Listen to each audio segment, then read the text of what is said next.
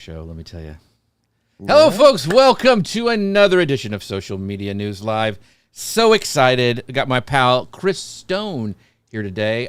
Sorry I missed last week. I was in Boise, Idaho, eating potatoes and attending Kit's Craft and Commerce Conference, which was really, really good. And Boise is a really cool town. Like, we just walked around and ate and tried some, did a little bit of bar hopping and had a lot of fun with my friend Paul Gowder, who was on a couple weeks ago, and will be on probably in another couple weeks, but to talk about Kit's conference. But it was a lot of fun. We had a good time, hung out with the Ecamm team there. So Connor Brown, we missed you. And Chris Stone, we missed you too. So next time. I know. You don't often hear people say that Boise's a cool town. It You don't really hear that was. very often. You immediately think potatoes, Yep. right? We had some. Or you think, the Iowa Hawkeyes or something, or no, this is Idaho. Like, Right. I guess Idaho has a football team too. Yeah. Boise State, yeah. Smurf turf.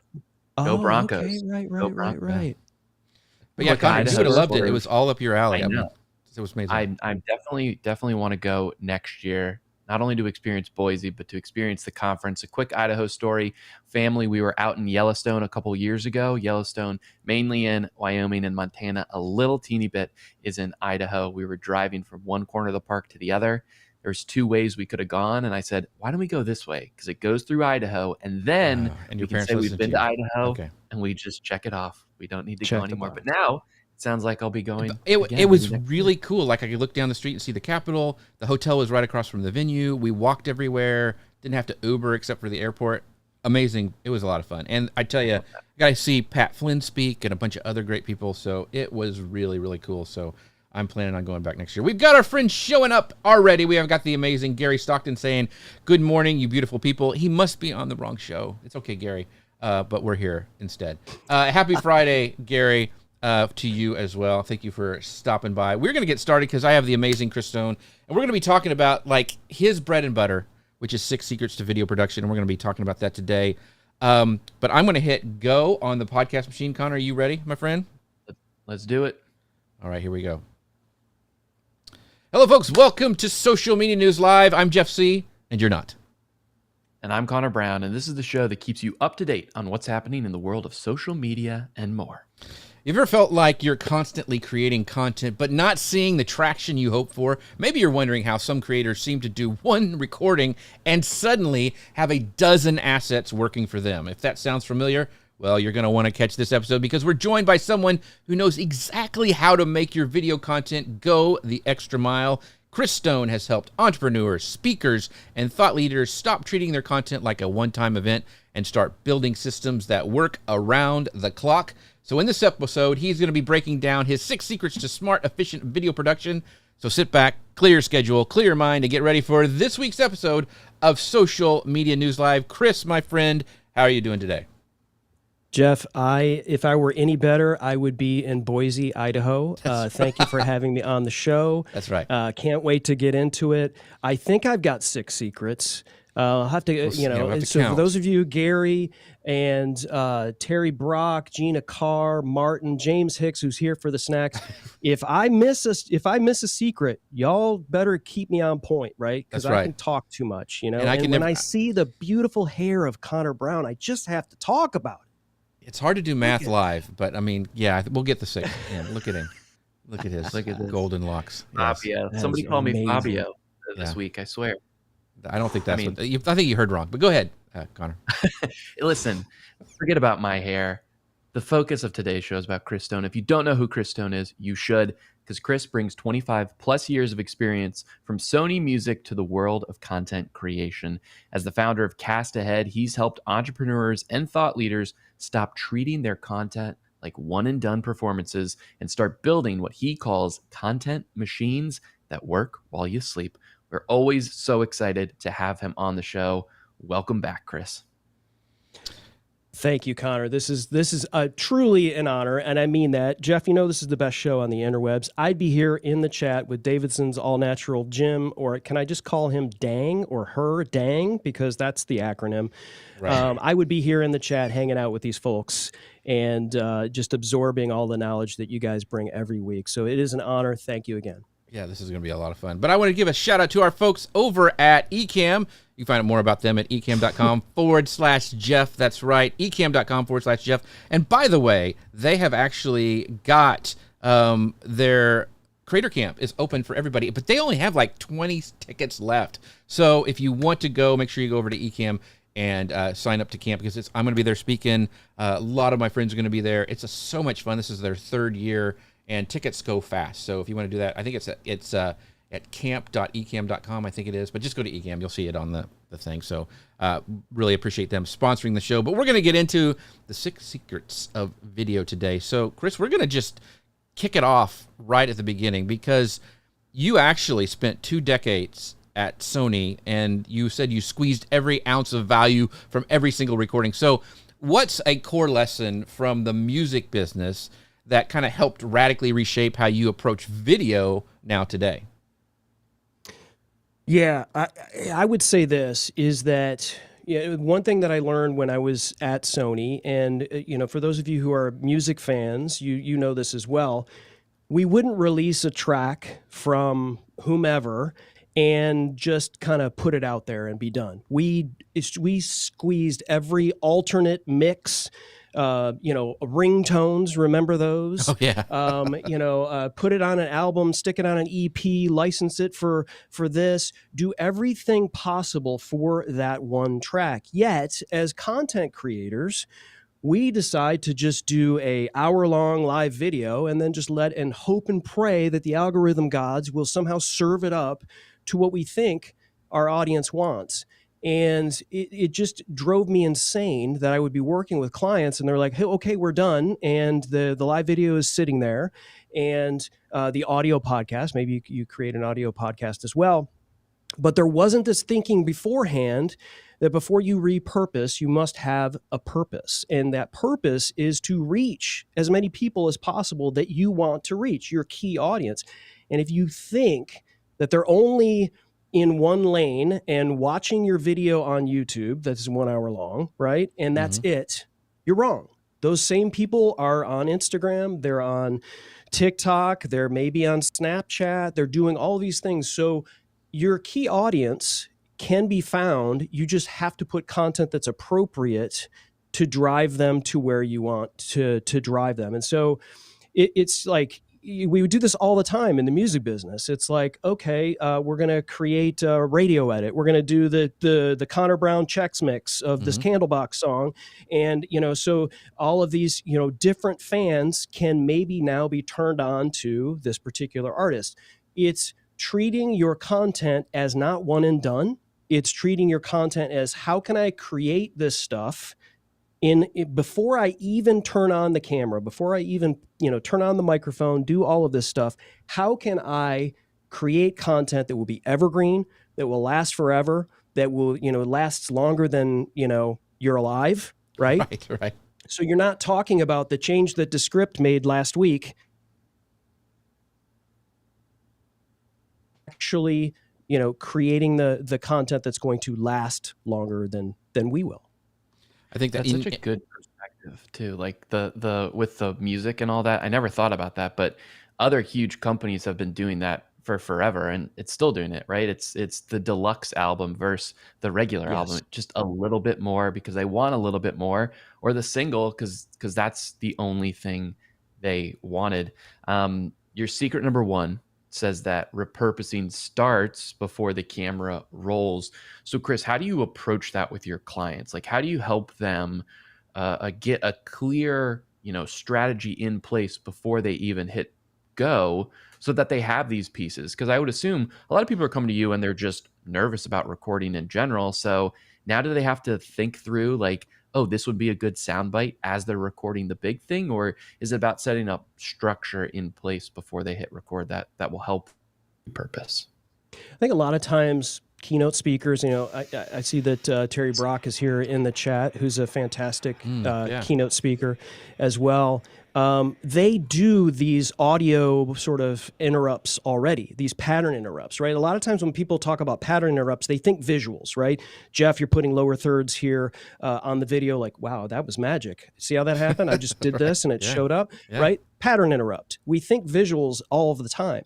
But these, what I call intentional interrupts, are something that keynote speakers, authors, sales trainers, the people that are technically my clients, I train them to say certain things that are pattern interrupts that they're probably already doing in their presentations. They'll say something like, if there's one thing you should write down and take away from today, it's this. Okay, that's a pattern interrupt, right? And so if you're kind of peppering your content with these things, there's a ton of different examples that I kind of keep and sort of use. What you're doing is, during your presentation, you're not thinking about that. You're doing that. You're delivering your presentation. But your editor, who gets all your files afterwards, like me, I know where to find those clips, because these are the important hooks that can be used to repurpose this content on other platforms. Yes, there are AI programs that will do this for you, but chances are they're not doing it as well as you would like them to do. I'm not going to call out, anything. It starts with an O, ends with an S, and in the middle is P. But these programs are great for people who don't like to edit, but they're not great for people that want to create content that's different from everyone else, that is reaching these people appropriately in these places. And so what we do is we talk about doing these intentional interrupts, because, Connor, when you do this, like what we're doing right now is live, right? But I'm talking to Rich Graham, I'm talking to James Hicks, I'm talking to Doug Lehman, breaking it down in layman's terms, Gary Stockton. All of these people are here live, right? And then the people that are maybe just lurking and not here chatting. Mm-hmm. But I'm also speaking to my future audience. And so if you have that mindset, it's not just who I'm talking to right now, but in the future, it changes everything. It changes your perspective.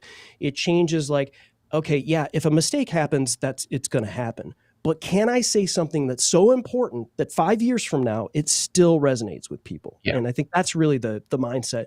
And like everything, the more you do it, the better you get at it. So if you're not used to speaking with intentional interrupts or planning, kind of doing that bird's eye view of my content. Okay, I'm about to do a show. Am I going to wing it? No, you're going to have a framework. Chances are you're going to have an outline. So start, peppering it in with some intentional interrupts, because later it's going to save you time. It's going to make your content better. Yeah. And nice. It's funny.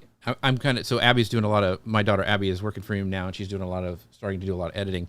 And I'm trying to train her not just to use the easy tools, but to look at the actual waveform, like at the bottom of the script, because you can start to, by the way you learn how to read it, you can know where those, like the breath sounds are, where you can take those out really easy if you need to, or where there's a pause where there's going to be a great question and an answer that we can use for repurposing later. And you can actually train yourself by looking at the waveform after you've done it for a while, that, I can do this a lot faster. So I think your point is really good too. And we were joking about it at the beginning, like I gave you a bunch of questions. I do that because, and I love to hear you talk about like pre-production, thinking about it before you start, is those questions are there for me later on to help me repurpose, because I kind of know the flow. We have 3 sections usually. A lot of times we don't get to the last one, but have 5 questions each. And that gives me a little way to repurpose things. So thinking ahead of the game, I think, is really, really important. We've got some great comments from Martin says, very enlightening, but simple. Yeah, those simple things, if you use them and are consistent with them, make a huge difference. And James, keep it simple, stupid, right? You're dropping grenades already. I'm stupid. No, Martin, you're not stupid. I am. Yeah. Yeah. And then Gary says, we've been doing this with our weekly commercial pulse. There's a section in our business index that I repurpose as its own video using camera angle with no overlays. That's really cool, Gary. Yeah, I think that's pretty awesome. But Chris, I wanted to ask you, the next question would be like, okay, you've talked about in some past speaking gigs that I've seen you do, a segment map that you create in this pre-production process. So what questions should solopreneurs or editors ask to spot those 3 to 5 standalone segments that later can become those 8 to 10 clips that you repurpose down the line? Yeah, it starts before the show, and again, this is a little bit like what Martin said earlier. It is somewhat simple if you really think about if you think before a show about your repurposing, you think about the amount of time that you've taken with something that you're trying to repurpose. Let's just say it's an hour-long podcast that you do with Jim Fuse. And, okay, now I'm going to take it and I'm going to put it into a program probably, and it's going to transcribe it. And then I'm going to try to create clips. How much of that are you doing yourself? And how much are you allowing, an algorithm or an AI, a bot or whatever to find that stuff for you? I do use Descript. I do use Cast Magic. I use a lot of these tools to do that. But before you even go live, before you even do that, you need to make sure you have a roadmap for where you're going to put all the content. What types of things you're going to cover. Like before I get on the show, little behind the scenes for everyone, and Jeff mentioned it, there's a framework for this show. It's one of the reasons why the show works so well, because you can bring on someone who is more experienced in a live situation and doesn't like a lot of organization, when they're delivering as a guest. I'm kind of one of those. I like to have a little fun. I like to be able to answer questions on the fly. If somebody's got a question that they want to bring in, I can answer it. I like to do that. But other people, they just are more comfortable having more of a framework around it, and they want to know the questions before. They want to have a call before the call, right? And before the podcast, right? Let's talk about exactly what I'm going to do. That doesn't feel very organic and live to me.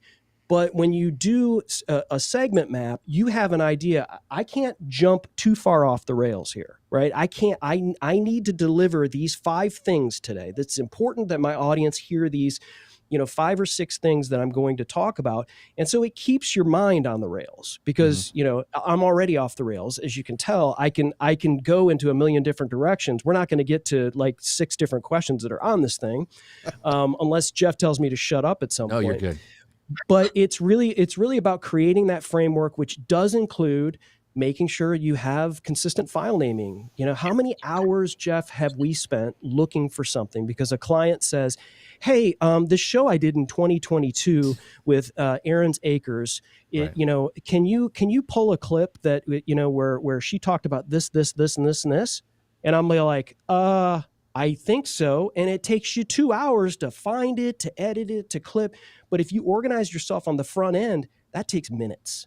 Right. And so you create a repository for your content, and okay, I know that that's going to be found in this particular file name convention, in this particular folder. And then I make all of that stuff available to my clients so they can search for it. And then I don't have to take the time to look for it. Yeah. And you can charge them for finding it and archiving it. So there you go.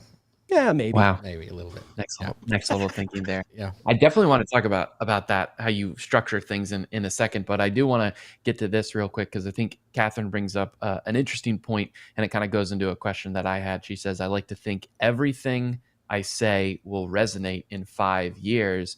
So Chris, when you're how long form, piece of content, and you want to break it up into 8 to 10 clips, of course, you're not going to post those clips 8 days in a row right after you post the long form, right? The reason you're doing this is so that it can elongate your content marketing. You can go for days, weeks, and months past when you initially put out that long form piece of content. But how can you balance that like real-time interaction versus these evergreen kind of clips that are going to be relevant, months, maybe 6 months down the line? Like if we're talking about the AI babies right now, right? Hilarious, but in this time next year, will this clip be applicable? How do you find that balance?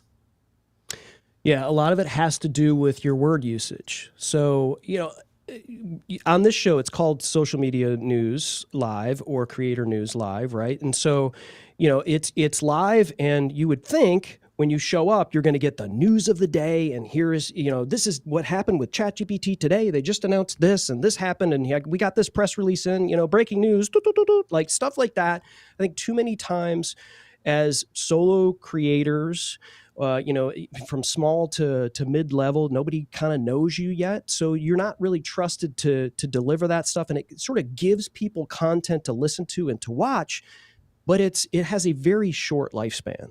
And so you don't use content, you don't use language, and you don't date yourself, right? You don't show up and say, I don't know if you guys know this, but Instagram just announced that you can now, Reels can now go for 14 minutes or whatever that thing is. That's cool for like a week or two, But like Right. you're not going to be able to use that stuff. It's just now it's going to come out during the course of a podcast, of a show. That kind of stuff is somebody might ask it. But I think, Connor, you bring up a really good point, and that is one thing that I also teach that's a part of this sort of secrets is, you'll get questions. Jeff, you get great questions. You have like the smartest audience, right? In the chat room, right? Because I'm not in it, right? I'm not dumbing it down at this point. Like this chat is just killing it today. Right. But like when someone brings on a question, right? And somebody were to say, hey, Chris, what do you think about this, and this, and this? You know what that becomes? That becomes great content, because the chances are that one person, like there's hundreds, potentially thousands of people that have that very same question. And so it's really important, if you do get that question, to use that content. Don't just like use it for the live show. It's hugely important that somebody had the guts to jump in the chat and ask a question, put themselves out there. And now you're going to take that and you're going to say, there's other people that don't have the guts that I can serve. And so that's the idea with the chat. That's another sort of, I call it a secret. We're trying to clickbait everybody in, right? So shh, don't tell anybody. This is a secret. But like too many people in a live show don't use these questions and think, wow, there are hundreds more people that don't have the guts to ask it, and I'm going to use it, and I'm going to put it out there and answer those questions and serve those people. Yeah. And one of the things, this is a little side secret, is so we have those questions we mentioned before, that we have them all kind of listed on kind of how we want the show to flow. But what we do is, one of the reasons I love having a co-host, and Connor's amazing at this, is that it gives me a little bit more breathing room to go and look. And you do the same thing with Dealcasters, I know with Jim. You're able to go and look at kind of the content, and what we do is those five questions for each segment. If somebody asks one in the chat that's better or even slightly similar, we'll bring that in and we'll skip that question, because awesome. I want the people from the audience to be interacting more than I want to get a list of questions in. We've all seen the podcasters or live interviewers where you can tell they're just scratching off and jumping to the next question. I don't want that. I want a dialogue. I want a conversation. I think that's great. And in fact, this is a great time to bring it in from Catherine. She goes, meeting people at their pain point may be the best way to keep those words evergreen. I think that is 100%. A great tip. Yeah. Catherine's just dropping bombs in the chat. That's like, Catherine, you're awesome. Yeah, it's Jeff, and it's another great way to build your community. Like too many people, they take their content. It's important that you understand that when we do this, and this is I use this show as an example all the time when people talk about how do I build a community, right? And there's people who are high level people that don't have a community. Sure, they have like a paid thing where you can look at their courses, but they don't really have a social almost relationship like we do with Jeff C. and Connor Brown. And the reason is what you just talked about. These people feel like they're being seen. They feel like they're being heard. You're not going, well, I could probably ask that question better. I have ChatGPT gave me a really good, thing with M dashes so that I can ask a really great question here. But no, you're bringing in James Hicks. You're bringing in Catherine Lang. You're bringing in Jim Fuse of Fusion Marketing. And everyone feels heard. And now everyone's comfortable to ask questions. Mm-hmm. If you're not showing people that you're creating a community and that everyone can feel comfortable here, no one's going to do it. And you're just going to be trumpeting all of your information.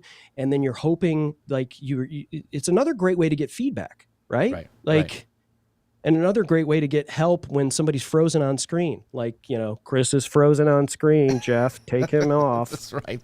You're not frozen on my screen. You look great. So one of the things too is, this is specifically for live shows.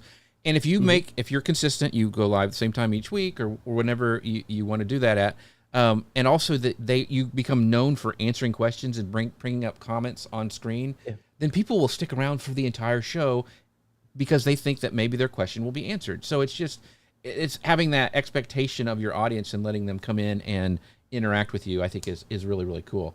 I want to jump in right to this is going to be really practical because I know you're really in this and you're the one who I ask for a lot of these questions. Is like, I want to talk about like how to capture what you need to capture like quality assets when we're talking about repurposing and creating video content, because many marketers still, they treat audio as an afterthought. So what are some practical, like switches, gear, room treatments, all that stuff to turn ordinary video into like a really nice, ready-made video podcast episode? Everybody buy this microphone. It's an Electric Voice RE20. It's $450. Everybody runs. We just lost the entire chat. No. The number one thing in every piece of content you create is being clearly understood, period. That doesn't mean spend money.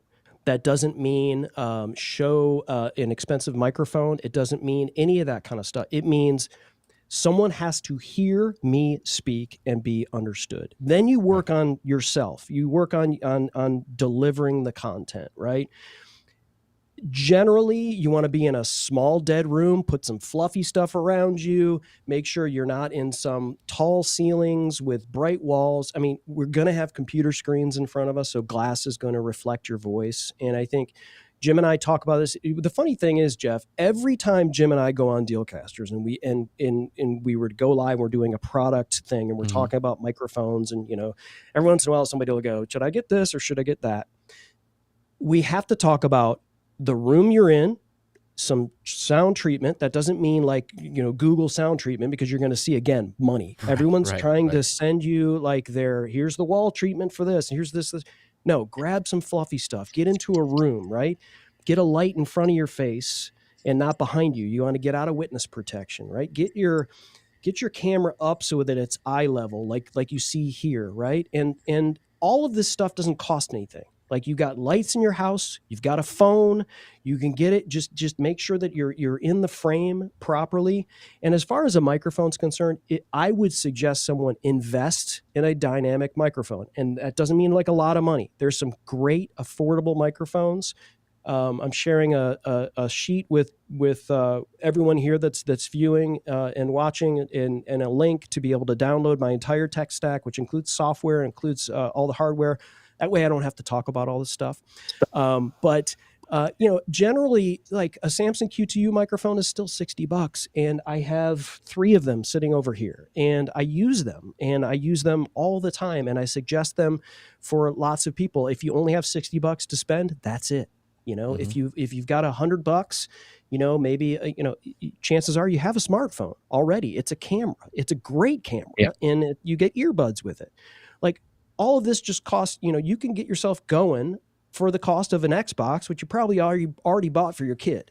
Right. So that don't think you have to invest in a ton of gear. It's more important to understand how to speak into a microphone, how to make sure that you get a dynamic microphone, because that's going to kill the fans and some of the stuff that's around you, and just get into a room where you can be clearly heard and understood. So, Chris, a follow-up question to this, and I know the answer, but I wanted to get you to say it for repurposing later. Is it more important to upgrade audio or video first? If you had like just a little bit of money, like you mentioned, $60 for a microphone, but should you save up for the camera first, or should you save up for the mic first? I mean, if somebody already has a smartphone, then definitely a mic, 100%. I mean, audio's, you listen, if you're using there's a laptop that you maybe have, right? Or maybe your iPad. Like, the camera in those, I know they're getting better, but they still are not made for this. They just aren't. I'm sorry. They're functional, but they're just not made for this, especially the microphone that's in those. So if somebody's showing up on Creator News Live and they have their laptop and they don't have a microphone, it's going to sound bad. It's just going to sound like you're in an echo chamber. And it's a nightmare for people like me to edit out. And when you try to edit, it's just not, it's cutting off your words because you're getting the echo in your microphone. So speaking across the top of the microphone, not into it. So, you don't hear all those plosives that when you say words like pizza and podcast, that air goes across and not into the diaphragm of the microphone, pounding out everybody's ears, and that you can't fix that stuff. And, generally the reason why we have in-ear monitors or cans around our ears is so that the sound doesn't come out of there into a microphone. So you get the clear, understood, thing. And these are all things that we thought, because we have the curse of knowledge, right, guys, that we think everybody knows this stuff, and they don't. So there's somebody out there today, or maybe 5 years from now when they're hearing this, in the year 2032. See, live mathing is not a thing. That's great. Props to you, man. They're hearing this, and this is the first time they've ever heard that. I mean, you would thought after a pandemic, people would understand, oh, you know what? I need to stop looking like I'm on witness protection on my Zoom calls. But it still happens on podcasts. Yeah. Oh, I know. I've had to edit them, as I know you have too. Yeah. Jeff's nightmares are, he wakes up from I just had a nightmare. A guest showed up on an iPad without headphones. That's the kind of thing he fears. And that's happened before. I've had somebody show up in an elevator. Like, what? Anyway. Go ahead. Really? Nice. And they were in there for the whole show? Yeah, so this is so funny because, we used to do this is way back when I did it for Social Media Examiner. We would do pre-calls with people to make sure their tech was right. That's the tech check. Mm-hmm. And we had a great check. She did it. It was perfect. And then she showed up at a different location, and part of it was in an elevator. And I'm like, well, wow, why did we check? What was the reason? What was the reason for the tech check? I know. So anyway, that's one of the things. You never know. But go ahead, Connor. You had a question. Well, yeah, Chris, one thing you said, the importance of being heard, but you also said the importance of being understood. And that's goes to good audio quality, but also goes to how you're saying things and how you're communicating and how you're, not necessarily stumbling over your words, because we stumble over our words all the time. Makes the show great. But it's how you're effectively communicating, especially to the audience, right? You said something you want to warn against as you can see, hear language, especially when it's a video being recorded, but you're going to reformat it or push it out into an audio format as well. That's one thing that drives me crazy. I'm listening to audio podcast. It was clearly filmed as a video podcast, and they say, yeah, let's take a look at this clip. I'm like, let's not. Maybe we skip ahead, right? Because I'm out of it. So can you share an example of, maybe there is a guest that's on and it's a video show and you do have a slide up. How would someone go about not necessarily speaking to the slide, but really just talking more broadly so it works for audio in general? Yeah, you're going to slip up when you're doing video podcasting. Every once in a while, you're going to slip up. It happens all the time. So part of the process of sound checking or doing the pre-production that you do when the guest joins, one of the line items that I talk to every time with them is, we repurpose this into an audio podcast. So at any point in time, you're going to see visuals on the screen. You're going to be tempted to talk about them. Just realize there are some people that are just listening only. So be as descriptive as possible. And I would say 99 times out of 100, they go, oh, like that, because they think it's just a YouTube video, or they think this is a show that everyone is watching. But we're taking the content, we're repurposing to somebody's out, walking their dog, somebody's out driving, someone is visually impaired. Like, we have to think about being like inclusive from the standpoint of right now. And I've done this when I watch your show, Jeff and Connor, is I will have it on and I'm multitasking. I'm listening to Dustin Stout talk about Magi, and but I got stuff to do right now. There's a bunch of people that have the show open on their phone or their iPad or open a tab on their computer. And the second I say something like, oh, did you see this? Oh, look at this. Oh, look at this. Oh, yeah. And then you click here, and then you click here, and then you click here. Those things are pattern interrupts, but they're sending people the wrong way that are just listening. So what we do is we try to be as descriptive as possible. I got a lot of training doing this when I was doing product demonstrations for Dealcasters. When I'm showing a microphone, I'm going through the software and I'm checking boxes. I will, even though that is never going to be repurposed into audio, be as descriptive as possible. I am clicking in the upper left-hand corner on the button that says file, and then I'm clicking on the compression button, like say it. Don't say, I'm clicking here, I'm clicking here, I'm doing this, I'm doing this, and then you do this. Like those are things that people are listening, they're just, they feel excluded. Right. And this is a show that everyone feels included in, right? And I think, Jeff, when you bring comments on the screen, like when Billy Thorpe, who's in the chat, puts in a comment or asks a question, you'll bring it in, you'll say, Billy Thorpe asks, and you say it. And when you're listening to that in an audio only situation, you're like, okay, I guess this show is recorded live. Maybe I should join the show live when it's live on Fridays at 11 Eastern. So you can promote things, together, but you're not excluding the person who's just listening only. Yeah, I think that's important. Oh, go ahead. You miss 3 things when you don't show up live. Community, you miss my beautiful hair, and you miss the crumbs beard. That's why you got to show up live, right? That's right. You never know. It takes a lot to glue this thing on. One of the things, so I was going to bring this up from Catherine, because she said this is a great point. She goes, you could offer the slides as a download for those that connect with you and are listening to the audio. And in fact, that's a great little segue to Chris has a thing. If you go to castahead.net/CNL, that's castahead.net/CNL for you folks listening, that you can go and get his all his tools and things that he uses and everything amazing that is Chris Stone. So go check that out. But one of the things that we try to do is I don't usually let people say, hey, can I do some slides or can I show some things on screen? I'm usually like, no, because it's a podcast too.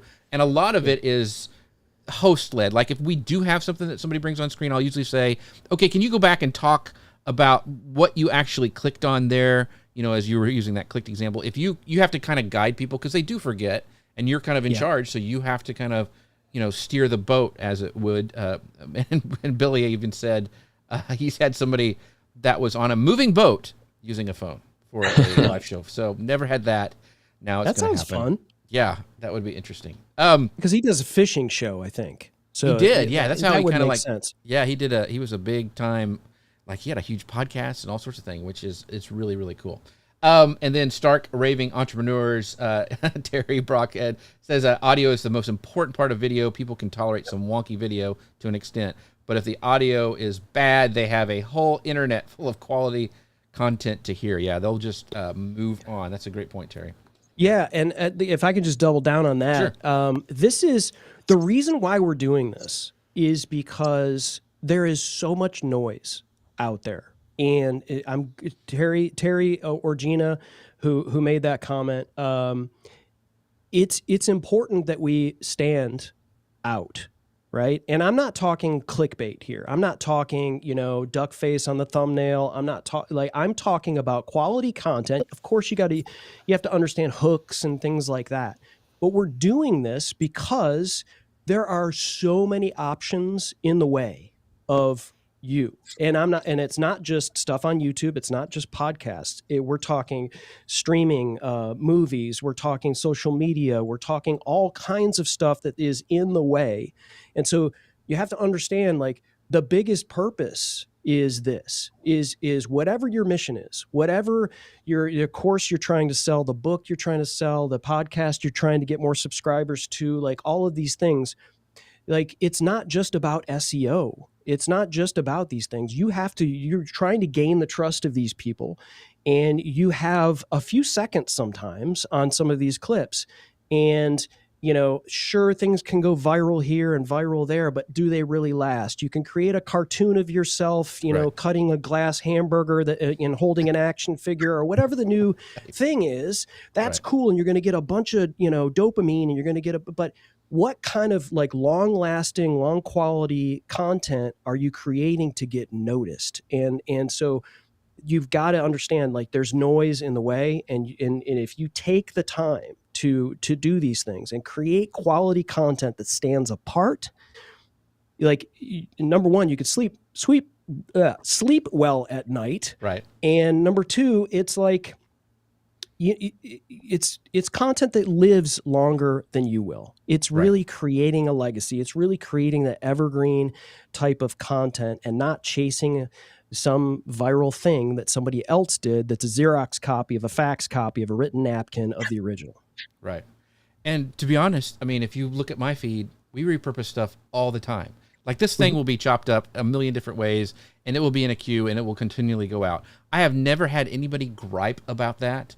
And in fact, those links, it makes me money. That's why I do it. It's not because, I'm not just trying to, get a bunch of clicks and throw up, a a cartoon face of me. Now, if it works and it makes sense and it'd be kind of fun, that's okay to do. That's fine. Yeah. Like, it's fun to get in kind of what's happening in the culture, but I want to provide value to my audience, and that allows me to make a living, and that's what we all are trying to do. So don't be scared to share, like what Chris has been teaching us this entire time, those clips and those evergreen pieces of yourself, and keep sharing them, because you get new people coming in your audience and you have a churn that happens, and they may have not seen this great interview that I did with Chris. Exactly. So exactly. I love that you brought that up, Jeff, because we even do this. And if you look on Dealcaster's feeds, on our podcast feeds, we'll have a show every week, but we don't have a show every week. Well, how do these guys do that, right? I'm looking on their podcast feed, and I know last week they interviewed Tatiana Rodriguez, and I see that. But the week before, they didn't have a guest, and the week before, they didn't have a guest, but I see an interview from Mark Savant, and I see another interview from Alex Sanfilippo, right? In a couple weeks, you're going to see our interview with Jeff C. We had that interview a year and a half ago with Jeff. Right. Because I think we're kidding ourselves if we think that everyone is watching and listening to our content. Even our biggest super fans aren't catching every single episode. They're just not. Jeff, as much as I love this show, I don't catch 100% of every single one of them. What? I try. I really do. I try. I know.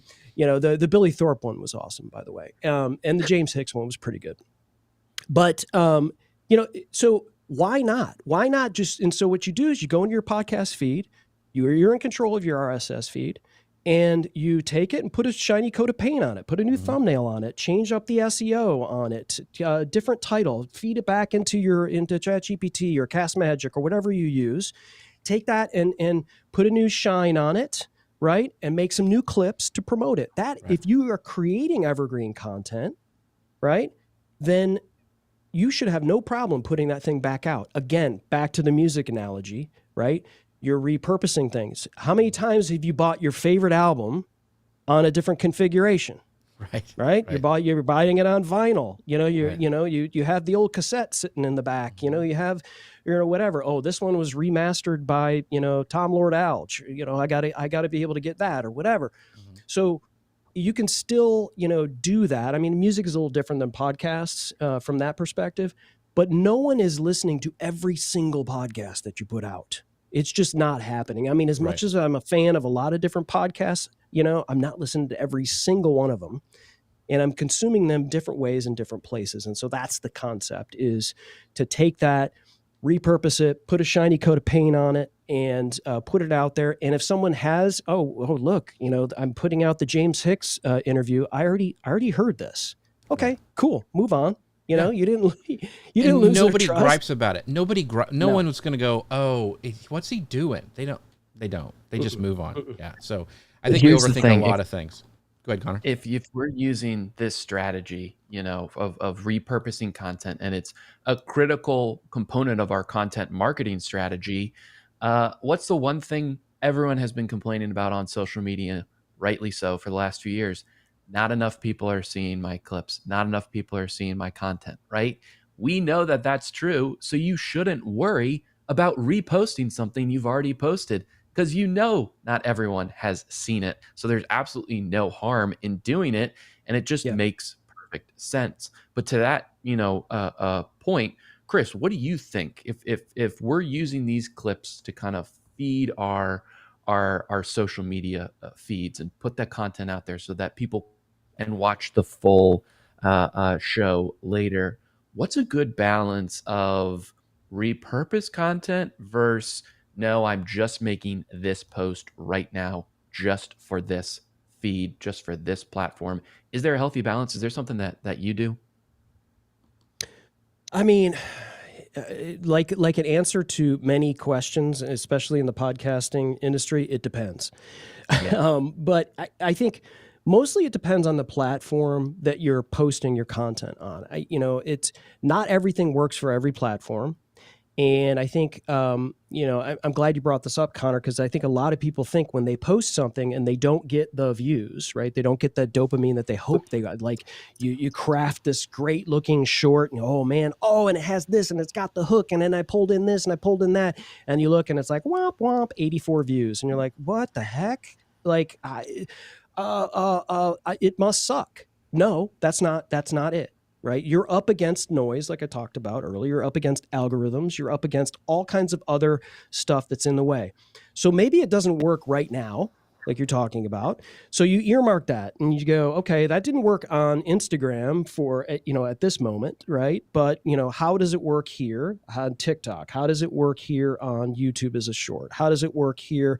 Am I adding the right thing to the content in terms of keywords and titles and hashtags or whatever on that content that's appropriate for the platform? So we're not taking the same thing that we're posting in YouTube and just putting that into 17 other places, because you could do that and kind of see what sticks and then maybe kind of go down those rabbit holes. But try to be more tactical with it. I don't think you need to 17 shorts from every 1 hour interview. Like if you can be tactical about it, be smart, because you may get found. You may get somebody to watch it. And if you made something that's quality, that's the person you want, right? If 84 people watched that particular, Instagram reel that I just talked about, what if it was like 84 of the right people? What if you ended up getting more attention because of it? And a lot of the stuff that we talk about, especially with the people that I work with, is a lot of it's just impressions over and over and over again. So Jeff, Connor, like how many times did somebody go, hey, do you know who Jill Johnson is? And like apologies to the real Jill Johnson. This is just an example. Right. And you go, I don't know who Jill. Oh, she's the woman who talks about peanut butter while she's out gardening. And you're like, I don't. And they show you a picture or they send you a video and you go, that's who that is. Right? That's the impression value that you get on a lot of this stuff, because you're getting people that are just driving by your content and they're seeing this face and they're seeing that beard and they're seeing that coiffed, beautiful hair of Connor Brown. Look at that. And, drinking at Disney after dark. And they're like, okay, that's the guy that tells me the best beer prices at Disney. Yeah. Right. So it's a lot of it just has to do that. You don't look at the views and think that it's not good content. Right. You continue to take your best swing at this stuff, put it out there and move like a shark through it. And then, find out what is sticking, and just know that at least you're getting those impressions, because people are watching, people are listening. They just might not be letting you know. Yeah. In fact, it's really interesting you say that, because when I go speak at conferences, a lot of times people come up that I see your show every week. And I'm like, really? Because you never say anything in the comments ever. Yeah. But they recognize you, it's kind of hard to hide the beard, but being consistent and going out there and putting that consistent content out there, I think is super important. And I thought it was just a great point, Chris. Catherine Lang says this: thank you for this reminder. Everyone hasn't seen it, so it's okay to reshare. Not everyone has read my book, but should I stop talking about it because I mentioned it once? No, over and over. And you can do it and just the same way that we do with things here. We try to make it really organic. In fact, if you haven't signed up for my newsletter, just go right here to my newsletter, jeffc.com/news. See how slick and easy that was? It's just organic. You have a kind of a Santa Claus vibe in those images. I know. So it's kind of this new character that I've been using for when I speak. I kind of like it. It's kind of fun. This is the new ChatGPT. And for those audio-only listeners, Jeff is sharing an image of himself that it looks like him. Yeah. And he has a kind of a rounder nose, almost like Santa Claus without... Exactly. But it's got a good like beard. Santa Claus after bowling. Yeah, true. So jeffc.com/news to sign up for the amazing newsletter. But see, Gary says, if there's no live show, I will track you down. It's funny because Gary did last week while we were gone at Boise. Nice. My friend Lou Mangello, when he forgets to do a live show on Wednesday, people think he's been in an accident.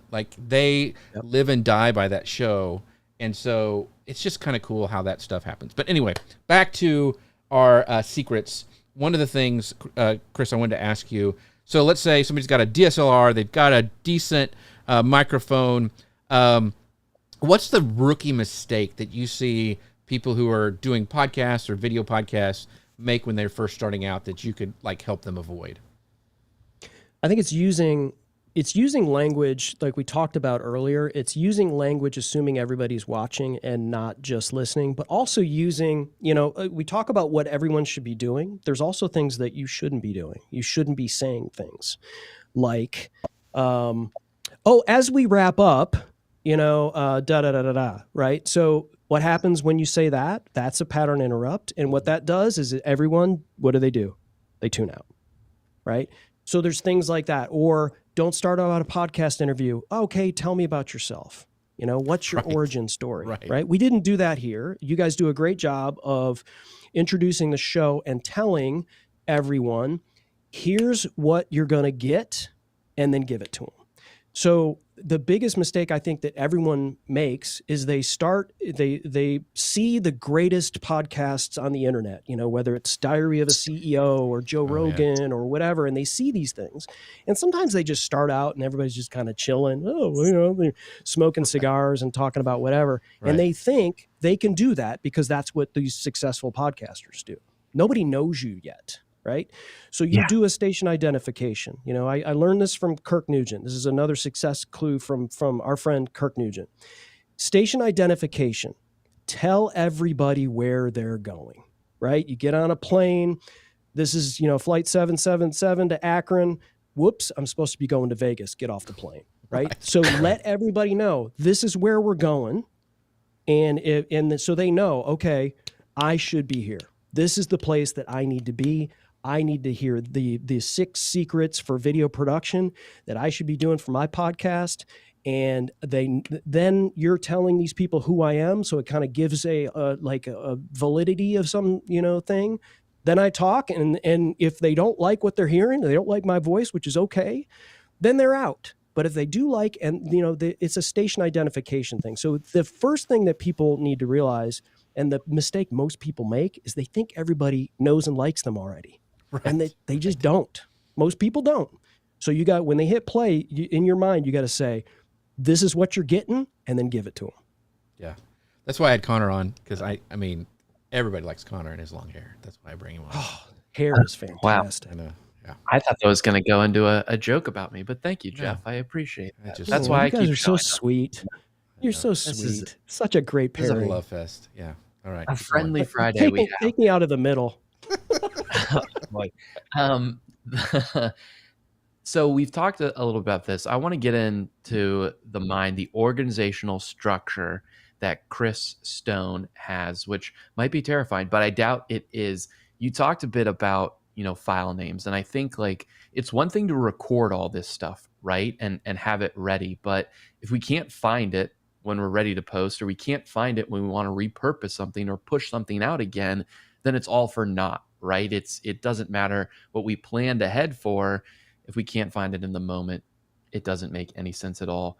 You mentioned, Chris, consistent file names, some searchable transcript options, right? What does that folder tree look like? How are you structuring things? Are you doing it around topics? Are you doing it super long names so you can search for it? But how do you handle that stuff? There is nothing more scintillating that will drive more people to a podcast than to talk about folder trees and organizations. Absolutely. Everyone sit back, get ready.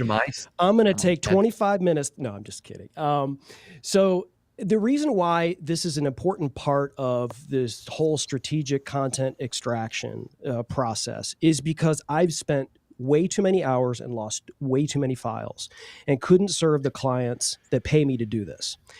And as all of this stuff is happening around us with AI and, there's all kinds of people that can do what we do, and there's bots that can do what we do. So people are choosing to not hire you because they can do things themselves. I have to create more value for what I do. And one of the things that I create more value is I create repositories for my clients. So when someone says, hey, I need this, I can deliver it. right? And Jeff talked about charge. It's all wrapped into the charge that I do. Hey, I need to create a quote graphic for people that have talked about this particular topic. It should not take you longer than 10 minutes to find that. If it takes you 10 minutes to find a file, transcript where Kirk Nugent said this about this, you're doing it wrong. And so everyone's going to have their own kind of, way of organization. I use Dropbox is my sort of, software of choice, just because it just works for me. And, it's not just here's a dumping ground for podcast A, podcast B, podcast C. It starts there, right? Here's my client brand, right? But every single, here's a folder for all of their shows. And then underneath that, episode numbers, right? And so all of those, and then within those episodes, it's all of the assets, right? And so you're going to have the full length, you're going to have the transcript, you're going to have the cover art, you're going to have the podcast cover art, you're going to have the clips. And then as you post those things, you're denoting where they're going, right? So when Victor Antonio puts one of the clips that I made for him on his Instagram, it's marked, and we can see that it was done, so that I don't go, did I send him a piece of content that he never used? Right. And so, I'm constantly going back. And if you're creating evergreen content and you find out somebody didn't use content that you gave them a year ago, it's still good. Right. Yeah. You still put it out, right? 2 years ago, 3 years ago, if you made it the right way, you made it in, clearly understood, right? You didn't look like you're witness protection, but you said something that is great, that still resonates, that wasn't about ChatGPT 2.0, right? Because that's dated, right? It's going to be okay to be able to use it. And so that's really what it is. It's organizing all of your content, taking that, organizational structure, and then I used it here, I used it here, I used it here, I used it here. And then you can, fill in the cracks. Okay. Right. This didn't get used. This did get used. Here's how it did. So you have a way of doing it. There's no, let me take 2 hours to try to figure out how that one pin that I put up on Pinterest did from 2023. Yeah. It's not, it should not take you longer than 10 minutes. So having that organizational structure on the front end is critical. So I'm going to get real nerdy. And so Dropbox, use that, love it for file sharing and everything. What we have done, and it has been a lifesaver, because I was a little disorganized when I first started the company. And as I, matured, I started getting more really getting things organized. And one of the things I've used now is Notion. And I love Notion because it looks really crazy when you open it up, but if you get it set up right, then it just works. And I can look at Notion and say, okay, I'm editing this podcast. This one is to Abby. This one's to Shannon to do sound design with.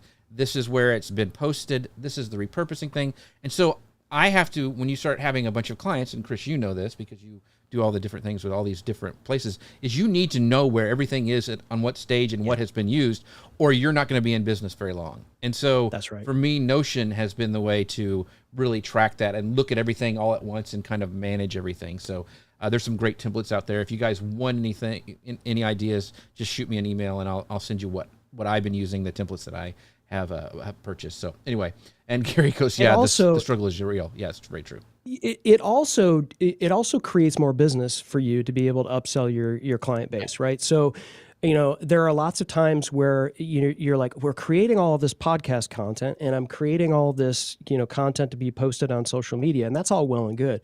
But can we create a book with this content?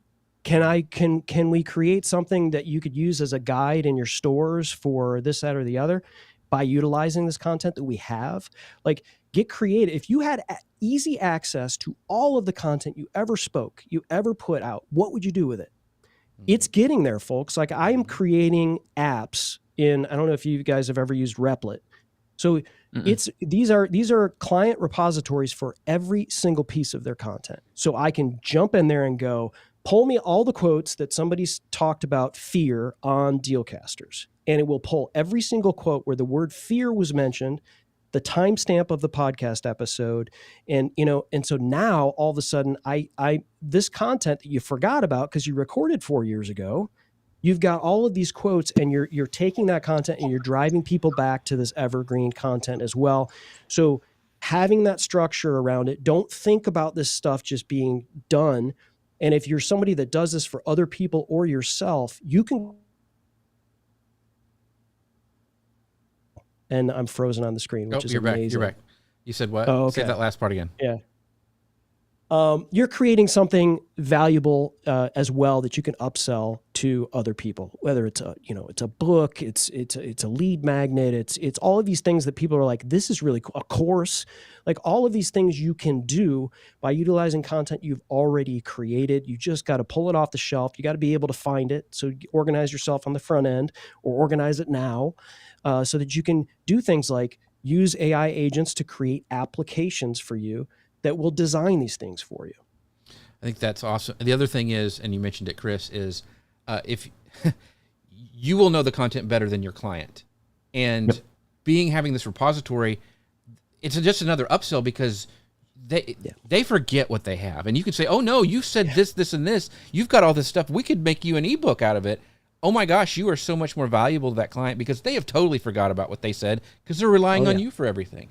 So having that, I think, is super, super important. Very good. Yeah. You're like the client's wife that remembers everything, right? Right. That's great. That's a great. You remember, Jeff, when in 1984, you said this. You said this. Yeah. Like, no, I did. Oh yeah. Well, I get in trouble for things she dreams. Like, I dreamt that you did this, and I'm like, I get that too.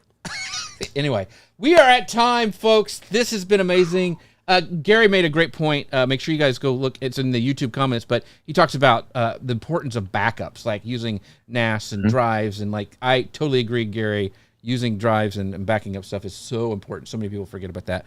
But something that we will have back is Chris Stone because he's amazing. Chris, I want to have a little bit of time for you to talk about what you got going on. We are going to bring up your amazing call to action that you put on the screen for people to download your stuff. So it's at castahead.net/CNL. But you have the floor, my friend. Yeah, I'm at castahead.net. I work with motivated entrepreneurs to create a show because a lot of people, they don't want to learn how all of the stuff works, how to find all the stuff, how to repurpose all of this stuff, and we do it for them. And if you like to do that yourself, my site has all kinds of great stuff for you as well that helps you as a solopreneur. In addition to that, if you go to castahead.net/CNL, I've got my entire tech stack, which includes the software that I use every day for myself and for my clients, as well as the hardware. So the microphones, the cameras, the teleprompters, all of that kind of stuff, the stuff that I recommend every day on our show, Dealcasters, with my good buddy Jim Fuse, who's in the chat and joining us as well. And then, of course, the whole game plan that I talked about, the 6 secrets, and what I do for other people is your hero clips, creating your micro clips, and the mindset of how to put all that stuff together on the front end, because it's not just about the audience that's here live right here, right this second. This is about your future audience as well. That is awesome. Connor Brown, where can people find the amazing, unsinkable Connor Brown? Unsinkable Connor Brown, vacationkingdoms.com, at Vacation Kingdoms across the interwebs. It's not too late to plan a vacation this summer. And of course, at Theme Park Happy Hour, when, as Jeff likes to say, you can watch me get drunk at Disney, even though that's not what's happening. Yes. Theme Park Happy I don't know about that. Anyway, so seriously, but Connor's great. I'm going to do some cruises next year. They announced some new cruises. And so I'm having Connor going to plan those. So make sure you check him out at Vacation Kingdoms.